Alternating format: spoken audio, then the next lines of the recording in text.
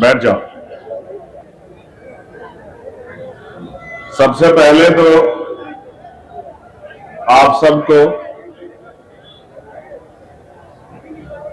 आज इस पावन अवसर पर, जब पूरे देश और दुनिया में भगवान वाल्मीकि महाराज जी की जयंती हम लोग बड़े धूमधाम से मना रहे हैं,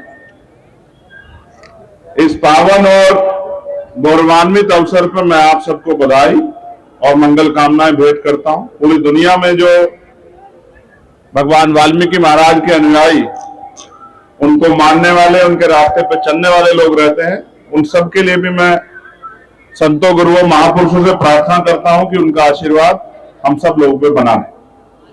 फिर उसके बाद मैं धन्यवाद दूंगा अपने दिल्ली प्रदेश की टीम का, हमारे नेतागणों का, भाई हिमांशु जी का, महेश जी का, नरेंद्र भिकुराम जैन जी का, अब्दुल वाहिद जी का, और जो तमाम हमारे साथी हैं, हमारी बहनें जो हमारी महिला नेता हैं, उनका भी धन्यवाद दूंगा। और सबसे ज्यादा धन्यवाद दूंगा, ये हर बार जो है प्रोग्राम करता है और कोशिश करता है कि मैं कहीं से भी पहुंच जाऊं, तो मैं बहुत बहुत धन्यवाद दूंगा छोटे भाई विक्की पार्चा जी का, कि वो अपनी मेहनत की कमाई से एक एक पैसा जुटा के एक ऐसा ऐतिहासिक प्रोग्राम करते हैं कि आने वाला और देखने वाला दोनों खुश हो जाते हैं। ये बधाई के पात्र है और मैं महापुरुषों से ये प्रार्थना करूंगा कि कुदरत इनके इस लक्ष्य को और आगे बढ़ाए और एक दिन ऐसा आए कि ये इस क्षेत्र का, इस प्रदेश का मजबूती से नेतृत्व करें और आप लोगों की समस्याओं को बहुत मजबूती से आगे बढ़ाने का काम करें। जो समस्याएं आपके जीवन में, उनको खत्म करने का काम करें, ऐसी इनके लिए मेरी प्रार्थनाएं हैं। हमारे सम्मानित नेता सीपी सिंह जी, सत्यनारायण जी, मीनाक्षी जी, नेहा जी, डीएम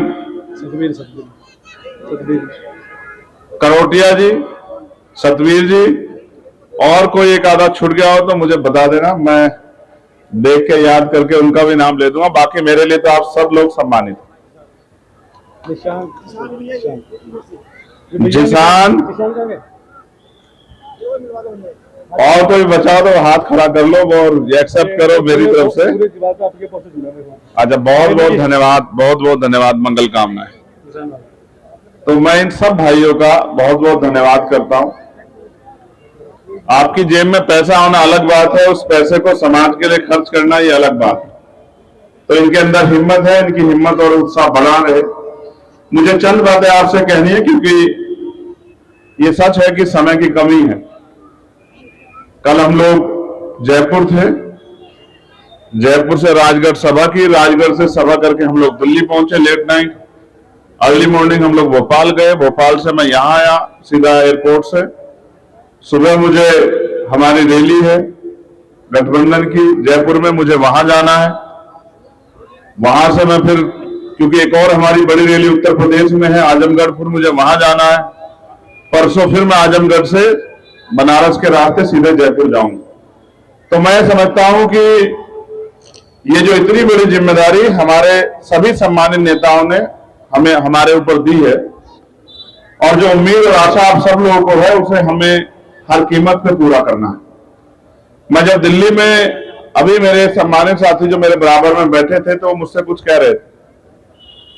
मैं उस बात को पूरी तो नहीं बताऊंगा, मगर मैं ये कहूंगा कि कहते कहते उनकी बात का सार ये था कि अब जय भीम वालों की संख्या दिल्ली में बढ़ गई। मैं मानता हूं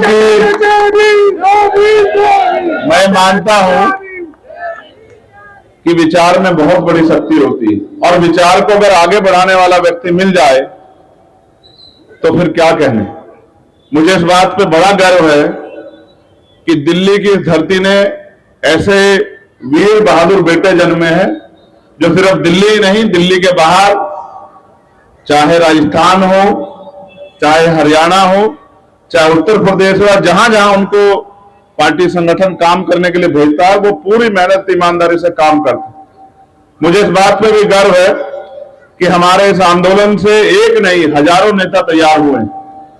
हजारों में एक आधा तो खराब हो सकता है, लेकिन बड़े पैमाने पे जो ज्यादा लोग हैं वो अच्छे हैं, और आने वाले कल में इस आंदोलन को आगे बढ़ाने का काम करेंगे।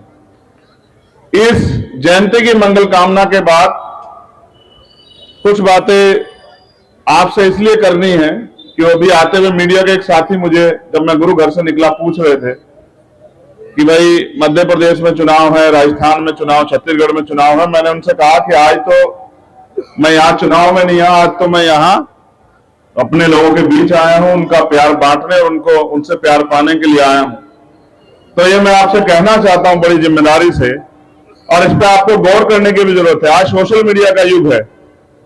मैं यहां बोल रहा हूं, दुनिया में बैठा आदमी मुझे सुन सकता है। आज वो समय नहीं है कि कोई चिट्ठी पत्रा जाएगा, 8-10 दिन लगेंगे, कोई लेटर पड़ा होगा वो 20-25 दिन में पहुंचेगा। आप यहां बोले, दुनिया में कहीं भी बैठ के आप सुन सकते हैं। मैं आग्रह के तौर पर कहना चाहता हूं कि आप जब भी भगवान वाल्मीकि महाराज की फोटो देखोगे तो आपको दिखाई देगा कलम। हमारे हाथ में कलम था, एक दिन में हमसे कलम नहीं छुड़ाया होगा, और एक दिन में कलम छोड़ा भी नहीं होगा हमने। लंबा समय लगा होगा और बहुत तरह से हमारी आदतें बिगाड़ी गई होंगी, और आदतें बिगाड़ के वो कलम हमसे छीन के और उसके कलम की जगह हमें झाड़ू देने का काम किया गया। और इस झाड़ू को देने के बाद आज हालात ऐसे हैं कि हम झाड़ू के लायक ही होकर रह गए। और मैं फिर कहता हूं कि झाड़ू भी हमसे अच्छी है, क्योंकि झाड़ू में संगठित है और वो कूड़ा कचरा साफ करती है, लेकिन हम तो उस काम को भी सही तरह से नहीं कर पा रहे। हम अपने बीच की जो बुराइयां उनको नहीं निकाल पा रहे। मैं आज आपसे प्रार्थना करता हूं कि अगर वास्तविकता में भगवान वाल्मीकि महाराज के सच्चे वंशज है तो फिर पकड़िए उस कलम को, क्योंकि मैं और आप ये जानते हैं कि बाबा साहब अम्बेडकर ने कहा है कि जिस कौम के हाथ में कलम होती है और जिनके पास कलम की ताकत होती है, उनका हाथ किसी के आगे फैला हुआ नहीं होता। मैं आपको बताना चाहता हूं, अभी 5-6 दिन पहले सुप्रीम कोर्ट ने एक ऑर्डर किया, और सुप्रीम कोर्ट ने उस ऑर्डर में कहा, अगर आपने नहीं पढ़ा तो मैंने उस पर अपनी बात रखते हुए कहा था कि जो लोग सीवर में मरते हैं उनको 30 लाख रुपए का जो है मुआवजा उस परिवार को मिलना चाहिए। मैं मानता हूं सुप्रीम कोर्ट ने बहुत दिनों बाद हमें याद किया, लेकिन 30 लाख रुपए पर्याप्त नहीं है, क्योंकि आप आज के हालात जानते हैं। दिल्ली में जानते हैं, अगर एक बच्चे की शादी करनी हो तो 5-7-10 लाख रुपए ऐसे ही खर्च हो जाते। अगर आपको एक मकान बनाना हो तो आपके पूर्वजों की चप्पलें घिस जाएंगी, भूखे पेट पता नहीं कितने दिन रहना पड़ेगा, तब जाके कोई मकान बनेगा।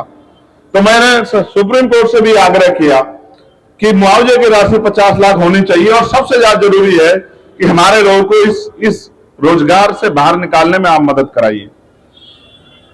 वही उसी तरह उसी प्रक्रिया से हम भी जन्म लेते हैं जिस प्रक्रिया से दूसरे लोग जन्म लेते हैं। हमारे हिस्से में हमारे महापुरुषों ने कभी ये काम नहीं लिखा था, मगर हमें मजबूर किया गया और आसपास हमारे शराब की दुकानें खोल के हमें इस गंदगी में उतारा गया, और हम इसमें लंबे समय से अपनी जान खो रहे हैं।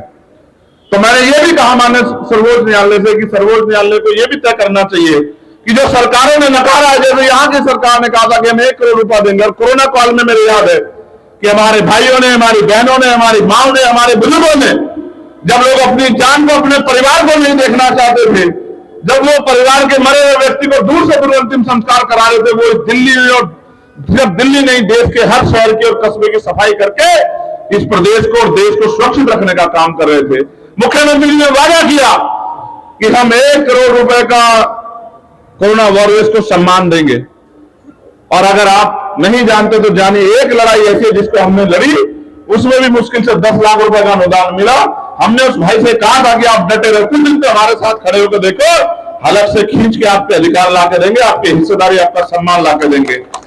वो इतने दिन तक नहीं देख पाए, इसलिए हमें वो सब चीजें नहीं मिली। मगर मैं आपसे कहना चाहता हूं, ये लोकतंत्र है। जब राजतंत्र था तो राजा महाराजा तय करते थे कि आप कैसे जीवन जियोगे। ये लोकतंत्र है, डॉक्टर अम्बेडकर का तंत्र है। इस डॉक्टर के अम्बेडकर के तंत्र में वोट की शक्ति आपके पास है। आप अपने दिन याद करो, आप गांव से निकल के शहर में आओ, वो भी दिन थे कि पहनने के लिए अच्छे कपड़े नहीं थे, सर ढकने के लिए अच्छे मकान नहीं थे, खाने के लिए अच्छा खाना नहीं था, पीने के लिए अच्छा पानी नहीं था। जब मैं आया तो आपने मेरे सामने बिस्लेरी की बोतल रखी। दिन बदल चुके हैं। आजाद भारत में आपको अपनी ताकत बनानी है, और ताकत तब बनेगी सबसे पहले शिक्षा को हथियार बनाएं। हम बेहतर से बेहतर शिक्षा प्राप्त करें, जिस तरह से हमारे समाज की बेटे बेटियां विदेशों में पढ़ के हमारे समाज का नाम रोशन कर रहे हैं और आगे बढ़ने का काम करें। इस तरह से शिक्षा को हथियार बना के हम आगे बढ़ने का काम करें, और संगठित होकर अपनी वोट की शक्ति से। ये दिल्ली है, मुझे कहने में कोई बुराई नहीं है, ये दिल्ली है, इसमें हमारी आबादी इस दिल्ली के आधे के बराबर है। हम चाहे तो अपने दम पे दिल्ली में सरकार बना सकते हैं, लेकिन बुराई इस बात में है कि हमें दूसरों के पीछे खड़े होने की आदत है। आपको तय करना पड़ेगा कि आप कब तक इसके पीछे खड़े रहेंगे। और अगर वो इतने अच्छे होते तो आप ये सोचो कि इस देश में आपके महापुरुषों को अपने बच्चों की कुर्बानियां क्यों देनी पड़ती है आपको अधिकार दिलाने के लिए। याद करो बाबा साहब अम्बेडकर के 4 बच्चों की कुर्बानी, उनके बाद माननीय बीरा भाना वाल्मीकि साहब। और अगर आपको कभी पढ़ने का मौका मिले तो पढ़ना हम प्रकाश वाल्मीकि जी की कविता, जिन पे बड़ा बवाल हुआ, चाहे वो ठाकुर का कुआ हो या कोई और ऐसी कविता हो जो हिला के रख देती है, जो एहसास कराती है कि हम कैसे जीवन से निकल के आए और किस तरह से जालिम हुकूमत ने हमको नोच नोच के यहाँ तक लाके खड़ा किया। जब भी हम अपने पैरों में खड़े किए या खड़े होने का हमने प्रयास किया, तभी कोई नफरत, कोई मुसीबत, कोई अन्याय करके हमें तोड़ने का काम किया। ये आजाद भारत है, हम एकजुट होकर आगे बढ़ सकते हैं। हमने तय किया है और हमारे नेताओं ने कि हम एकजुट करेंगे समाज को। अभी संख्या जितनी है उस संख्या से वो संख्या पर्याप्त नहीं है, हमें संख्या को बढ़ाना है। बढ़ाने के लिए हमें बैठना पड़ेगा और समाज को कंधे पे बिठा के आगे बढ़ाना पड़ेगा। हमें घर घर जाके समाज को जागरूक करना पड़ेगा। आज ये कारवा यहाँ तक आया है, लेकिन इस कारवा को हमें मंजिल तक पहुंचाना है। इस कारवा को हमें दिल्ली तक पहुंचाना है, दिल्ली की उस कुर्सी तक पहुंचाना है जिस कुर्सी में ताकत है। कब तक आप दूसरों को आगे बढ़ा के तमाशा देखते रहोगे। आपने जब मेरा सम्मान किया तो आपने मुझे ये कृपाण भेंट की। मैं हंसता हूं इस बात पे कि आज भी हमारे लोग मेरे बाहुबल का प्रदर्शन देखना चाहते हैं कृपाण देखे। मैं आपको ये कहना चाहता हूं, बाहुबल का प्रदर्शन तो आप सभी करते रहे। इसका उदाहरण भीमा गौरेगांव है और इसका उदाहरण बहुत सारी ऐसी चीजें हैं जहां आपने ऐतिहासिक रूप से बताया कि हमें कितना बल है। और हमारी तो पैदाइश ऐसी है, तब से जब से होती है हम मेहनत मजदूरी करके आगे बढ़ते हैं। हमें पेट पालने के लिए भी हमें और हमारे बच्चों को, हमारे नस्लों को और हमारे बड़ों को भी, सब लोगों को तमाम तरह की मुसीबतें, यहाँ तक कि गंदगी भी अपने सर को उठानी पड़ती है, तब जाके हमें रोटी मिलती है। अब दिन बदल रहे हैं। मैं आपसे कहना चाहता हूं, आप मुझे कृपाण की ताकत देना चाहते हैं मेरे लोगों, मैं आपके प्यार को सर माथे रखता हूं, मगर मैं आपसे कहना चाहता हूं कि इस कृपाण की ताकत से मैं आपका कोई भला नहीं कर सकता। लेकिन अगर आपने कलम की ताकत मुझे दी, आपने अगर ये कलम की ताकत हमारे लोगों को दी, तो मैं गारंटी से कहता हूं कि मैं आपका खून हूं। जब तक अंतिम व्यक्ति को भी कुर्सी पे नहीं दिखा देते, तब तक हम लोग रुकने वाले नहीं हैं।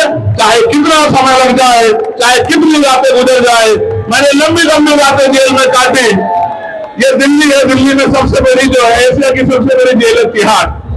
मैंने वो तिहाड़ भी 2 बार देखी, खूब आनंद लिया मैंने। मैं जेल से नहीं डरता हूं, इसलिए नहीं डरता क्योंकि मुझे आदत है। मैंने काल कोठरी में 16 महीने बिताए। जब मेरे ऊपर रासुका लगी, रासुका में मेरा अपराध ये था कि मैं अपने लोगों की लड़ाई लड़ रहा था।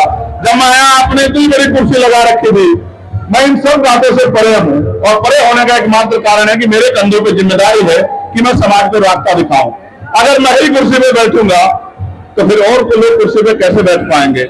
मैंने इनसे कहा कि मुझे राजा महाराजा बनने में कोई बहुत भरोसा नहीं है। राजा महाराजा भी प्रजा तंत्र में उनकी इतनी औकात है कि चुनाव के समय उनको भी जाके किसी के हमारे जैसे घर के आगे हाथ जोड़ने हैं, या फिर हमारे घर में बैठ के खाना खाते बताना है कि मैं भी तुम्हारे बीच में से हूं, मैं भी तुम्हें अपना मानता हूं। ये आज गैर बराबरी खत्म हो गई है। कितनी गैर बराबरी खत्म हुई आप इसको बेहतर जानते हो। हमने हाथरस भी देखा, हमने उन्नाव भी देखा, हमने कानपुर भी देखा और तमाम तरह से हमने वो सब देखा जिस दिन जाति की आंधियों में हमारे लोग जो है वो टूट कर बिखर गए हैं। मैं आपसे इसलिए कह रहा हूं कि आपको समझना पड़ेगा। मैंने जहां से शुरुआत की वो गांव था और आज जहां मैं खड़ा हूं दिल्ली है। दिल्ली में आने का सपना गरीब के बेटे के लिए बहुत तकलीफ दे है। आप इस बात को अच्छी तरह समझते हैं। मैं कई बार, हमारे पुलिस के लोग खड़े ये हंसेंगे मेरे ऊपर कि भैया कैसी बात बता रहे हैं। मैं कई बार यहाँ बिना किराए के दिल्ली आया क्योंकि गरीबों के बहुत रास्ते नहीं है और अमीर इतनी हमारी हैसियत रही कि हम सब चीज को अफोर्ड कर लें। तो मैं कई बार यहाँ बिना टिकट आया और कई बार यहाँ से बिना टिकट गया। जब मैं दिल्ली आता था तो ढूंढता था कोई ठिकाना मिले। आज तो दिल्ली की हर गली में आप लोगों ने ठिकाना बनाया। मैं आपका धन्यवाद करता हूं इस प्यार के लिए। लेकिन मैं भी आपसे वादा करता हूं, आज हमारे सम्मानित नेता, हमारे राष्ट्रीय अध्यक्ष विनय सिंह जी हमारे बीच यहाँ नहीं है क्योंकि उनको जाना है सीतापुर रैली में। अगर वो होते तो मैं वास्तविकता में उनके सामने बात कहता। मैं पूरी जिम्मेदारी से कह रहा हूं, ये जो लोग यहाँ खड़े हैं, मैं सबके लिए नहीं कह सकता हूं, क्योंकि मैं समझता हूं कि सब लोग, ये परिवर्तन का आंदोलन है। कोई थकेगा, कोई रुकेगा, कोई बिकेगा, कोई टूट जाएगा और कोई शायद हार मान जाए, लेकिन मैं गारंटी से कहता हूं, इस लाइन में जो मेरे लोग खड़े हैं और इस लाइन में जो मेरे लोग खड़े हैं, अगर वास्तविकता में आपने जिम्मेदारी से इनका साथ दिया, डॉक्टर बाबा साहब अम्बेडकर जा रहे हैं उनके स्टैच्यू में, उसको ऐसे हाथ हिलाना चाह रहा था। मैं बस आपसे कहना चाहता हूं कि अगर वास्तविकता में आपने इस कतार वालों का साथ दिया, तो आपका आने वाला भविष्य, आपके आने वाली नस्लों के लिए बहुत अच्छा होने जा रहा है, क्योंकि हमने फैसला कर लिया है कि ना हम अन्याय अत्याचार सहेंगे और ना ही अधिकार विहीन व्यवस्था सहेंगे। मैं जब वाणियों को पढ़ता हूं, सदगुरु रविदास जी महाराज ने कहा है, और मैं आपको ये बात इसलिए कह रहा हूं मेरे नौजवान साथियों, हमारे नेताओं, कि याद रखना, सदगुरु रविदास जी महाराज से जब किसने पूछा कि महाराज सुख शांति का जीवन जीने के रास्ते क्या हैं, तो सदगुरु जी ने कहा कि सुख शांति के जीवन जीने के दो रास्ते हैं, इस पे गौर करना। हमारे मुस्लिम समाज के लोग भी बैठे, आपसे भी कह रहा हूं, इस पे गौर करना। जिनका राज नहीं होता, उनकी संख्या भले कितनी हो, उनको जुल्म जाति सहनी पड़ती है। मेरे लोगों, इस बात को आपको भी कह रहा हूं, याद रखना। सदगुरु जी महाराज ने कहा कि सुख शांति का जीवन जीने के दो रास्ते हैं। पहला कि अपना राज होना चाहिए, स्वराज। जिनका राज होता है वो सुख शांति जीते, उनका हाथ नहीं फैलता, उनके ऊपर कोई जुल्म जाति अत्याचार नहीं करता, उनको इलाज कराने के लिए अस्पताल के बाहर नहीं खड़ा होना पड़ता, उनको अपने बच्चों को पढ़ाने के लिए स्कूल के बाहर खड़ा होकर अपनी जेब नहीं देखनी पड़ती, उनको कोई भी सुविधा, सुख सुविधा के लिए किसी के आगे किसी का कर्ज नहीं लेना पड़ता। जिनका राज होता है, तो क्या तो अपना राज हो या फिर मरघट गांव या फिर शमशान की भूमि हो, क्योंकि अगर जिंदा रहेगा आदमी तो बिना राज के सुख शांति का जीवन नहीं, फिर मरकर ही सुख शांति मिलेगी।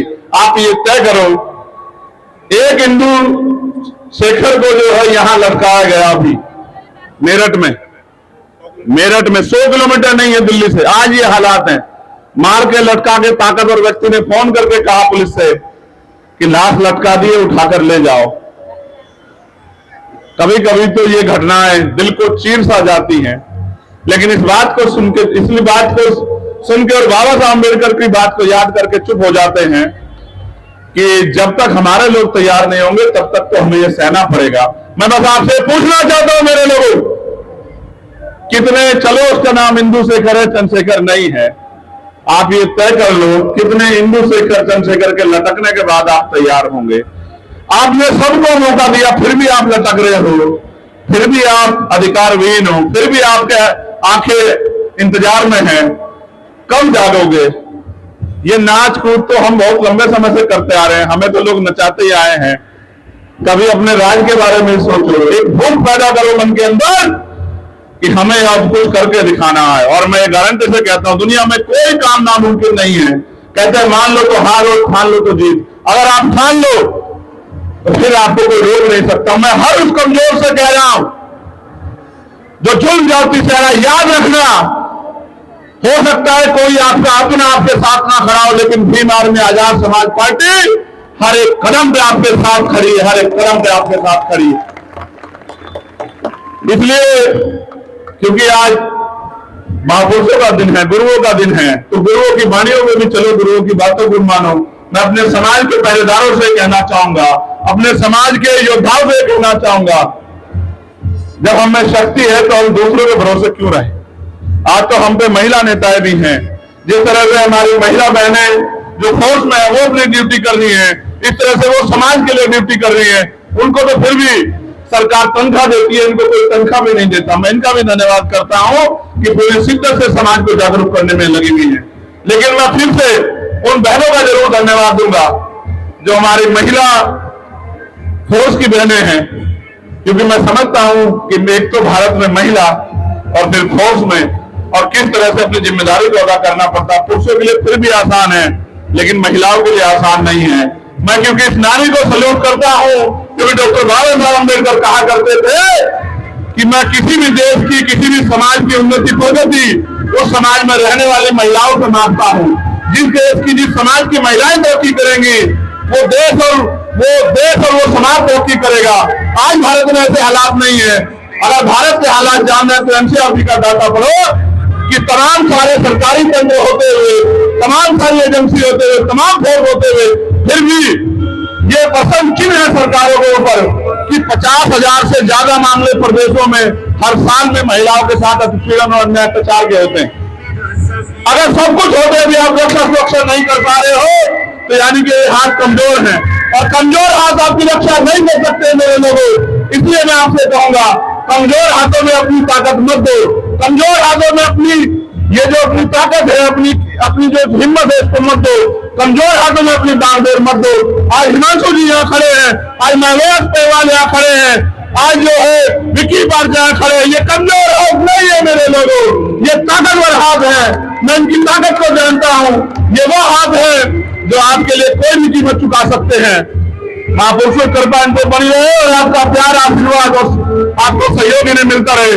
एक ऐसा सवेरा आएगा, चाहे दिल्ली प्रदेश हो या पूरे देश की दिल्ली हो या फिर पूरा देश हो, आने वाले कल में एक ऐसा सवेरा आएगा कि गरीबों की जिंदगी में उजाला आएगा, गरीबों को भी वो सुख सुविधाएं मिलेंगी जो इस देश के अमीर भोग रहे हैं, किसानों को भी उनके अधिकार मिलेंगे, नौजवानों को भी रोजगार मिलेगा, महंगाई बेरोजगारी से भी निजात मिलेगी, व्यापारियों की समस्या का भी हल होगा। लेकिन सारे हल बाबा साहब मिलकर बता देते कि राजनीतिक सत्ता वो चाबी है जो आपकी सारी समस्याओं का हल कर सकती है। आप हल को ढूंढते फिरते हो माथा टेक के, ये लोकतंत्र है, राजतंत्र नहीं कि किसी के पीछे खड़े होकर आप आगे बढ़ सकते हो। आप आगे खड़े होकर आगे बढ़ सकते हो। इसलिए आपसे कह रहा हूं कि अपनी ताकत बनाओ, जिसके पास ताकत होगी उसको कोई नहीं रोक सकता। आपके आने वाले दिन मंगलमय हो, अपने संतानों को पढ़ाओ। मैं समाज के पहरेदारों से कहना चाहता हूं, एक रोटी कम खाओ लेकिन अपने बच्चों को उत्तम से उत्तम शिक्षा दो। इतनी काबिलियत पैदा करो कि अगर किसी को कुछ भी ढूंढना हो तो वो फिर हम में ढूंढे और उसको हमसे मिले। इसलिए आपसे कह रहा हूं कि हर उस अपने महापुरुषों की हर उस बात को आगे बढ़ाओ जो महापुरुषों ने संघर्ष से आपके बीच में रखी। डॉक्टर बाबा साहब अम्बेडकर कह रहे 21वीं सदी हमारी है, ये 21वीं सदी चल रही है। मुझे तो मेरा तो जीवन है अभी, मैं तो गोली खा के जिंदा हूं, लेकिन मैं आपसे कहना चाहता हूं आप ये तय करो, अगर आप चुप हो तो आप अपनी बारी का इंतजार कर रहे हो। मेरी गोली, अभी मेरी उम्र बड़ी है, मेरी गोली का कद छोटा है, मैं हर गोली के लिए तैयार हूं, क्योंकि कब ये गुलामी का जीवन आपके आगे से खत्म होना चाहिए। आपके आगे जो अंधेरा फैला हुआ है, आपके आगे जो पर्दा लगा के आपको कमजोर किया गया, ये पर्दा हटना चाहिए। आप ये जान लो, अगर आपने तय कर लिया आपको कोई नहीं रोक सकता। अगर आज मैं एक गरीब का बेटा, प्राइमरी स्कूल के हेडमास्टर का बेटा यहाँ खड़ा है तो ये संघर्ष की देन है। और अगर आज दुनिया में भीम आर्मी को लोग जानते हैं तो मैं गारंटी से कहता हूं कि ये आपके संघर्ष की देन है। इस प्यार विश्वास को बना के रखना। अगली बार फिर आऊंगा।